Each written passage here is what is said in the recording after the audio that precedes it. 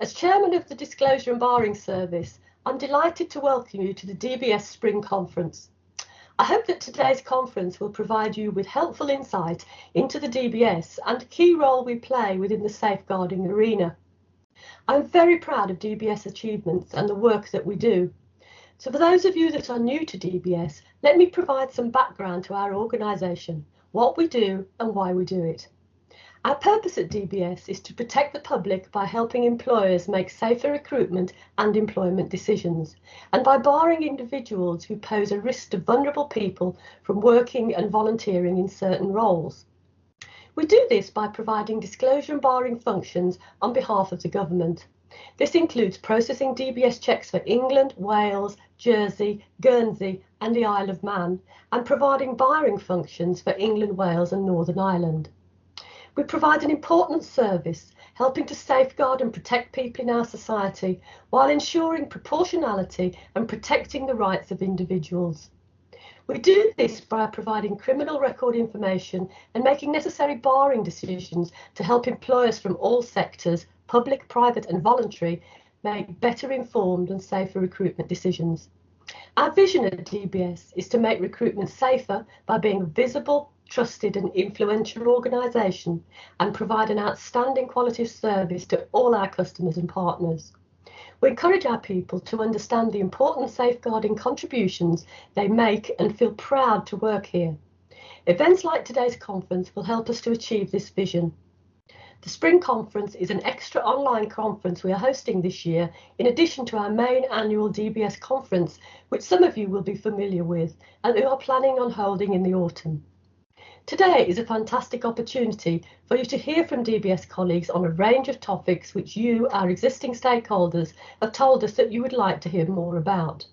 We also believe that the information we're sharing today will be of interest to any delegates who have not previously had much contact with the DBS as an organisation and have learned just to learn a little bit more about what we do. We're hosting 6 webinars today. Each webinar will be delivered by experienced DBS colleagues who are experts in the area they are speaking about, and who will also be on hand to answer any questions that you have both throughout the webinar and afterwards. I do hope that you enjoy this extra interactive element of today's event. I would like to thank you all for joining us today. I hope you enjoy today's event and that it will help to shape and improve how we work together in future to strengthen our shared understanding of safeguarding goals. Thank you very much. Thank you, Gillian. I've been Chief Exec at DBS for nearly 5 years, and I'm immensely proud of how far we've come during that time. We are a national organisation that undertakes a unique safeguarding role. We provide significant protection to the public. Last year, we issued 7.5 million DBS certificates, and we also maintain 2 barred lists that include over 88,700 people.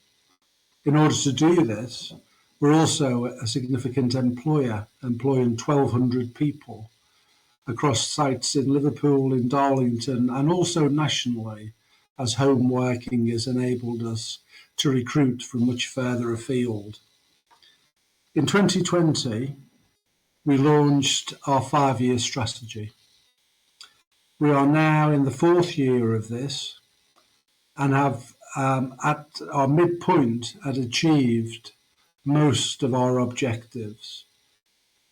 We then refreshed the strategy and we're now on course to deliver the entire strategy by the target date of April 2025. It was also co-created in that we used our staff, our stakeholders to provide us with a significant amount of ideas and input. We had 41 responses to our co-production process that resulted in a strategy that was both more accurate but also fully owned by all the key people who needed to either implement the plans in the strategy or to help us deliver it. A key element of that has been about enabling us to make sure the right people get our services. whether that be a certificate, or whether they are assessed to see whether they need to be barred from working with vulnerable people. And during the period of the strategy, we've had a significant increase in the numbers of people who use our services. For example, in barring, we've had a 43% increase in the number of referrals. It's now much easier to refer to us through our electronic referral system than it ever has been. And in disclosure, we have a 20% increase in the numbers of certificates we issue. And just give you a couple of examples. In 2020, we issued 1.7 million basic applications, and now we issue 2.5 million. We had 1.7 million people who subscribed to the update service. Now it's 2.7 million. So you can see there's both a significant increase in the use of our services, but also specific services, particularly specific certificates, are ones that are used much more readily. We've also achieved not just accreditation with the customer service excellence standards, but also for the second year running, we're the highest rated public service organisation for customer satisfaction in the UK Customer Satisfaction Index, and we're very, very proud of that. Over the next 12 months, we're going to continue to focus on improvements in our performance, which is already very, very good. And we'll move much more to looking at our impact and the outcomes that we achieve for people, as well as further digitalisation of our disclosure services, making it easy for the public and for employers to use. We're particularly on the update service because we think that this, and as I said earlier, it's already increased its usage by around 40%.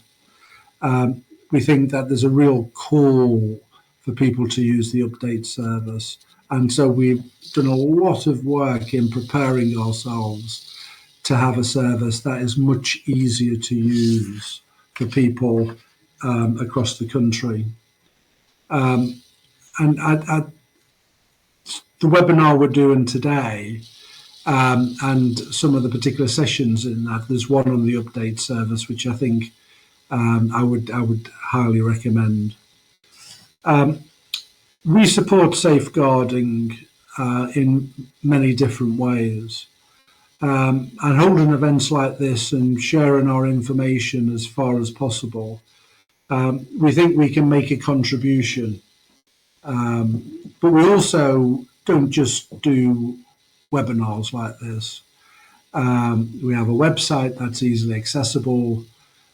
We have outreach workers who are happy to go to any organisation in their locality to help support them, make sure they make the right decisions around the DBS. And our partners have found that very, very valuable, particularly in terms of when to refer to barring. And we also hold events around the country. So keep on checking out our Facebook page or our website to make sure that you're aware of what's going on. And as I say, we're also happy to connect individually with organisations to help you move forward. It's the first time we're using LinkedIn Live, so any feedback about that will help us, because we've tried different mechanisms to get our message across and to engage with people. So we've got 6 webinars today, and they cover a range of our areas. All of this has information available in other forms, in sort of written forms or videos or whatever. But I think the webinar allows you to get much more of a detailed insight into those areas that you think are particularly specific to you. One is around basic checks. These are checks done by people not in regulated activity. And we've had significant increase, particularly in the hospitality sector and transportation. Digital DBS. We've been embarking on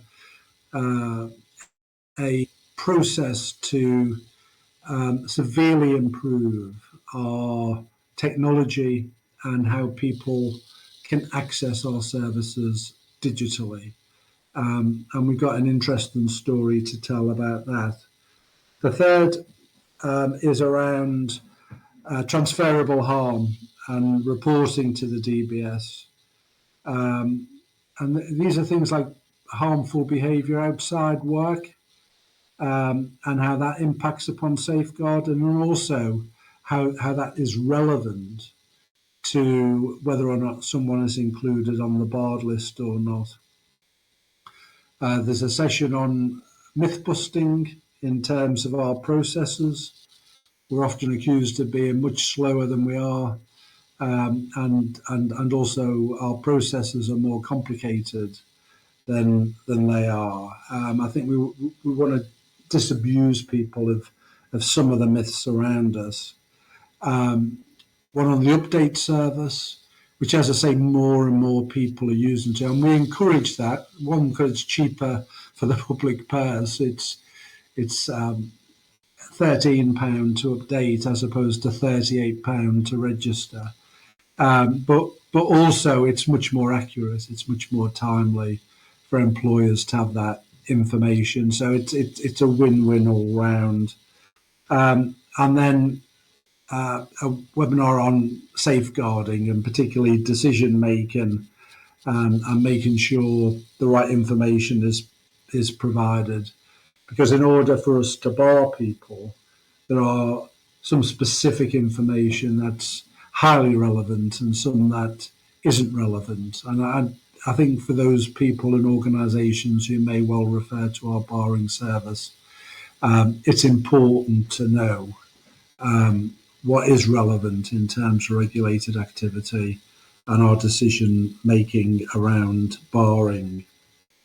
And as Gillian mentioned, each webinar is being delivered by a colleague who works in DBS and is an expert in that particular field.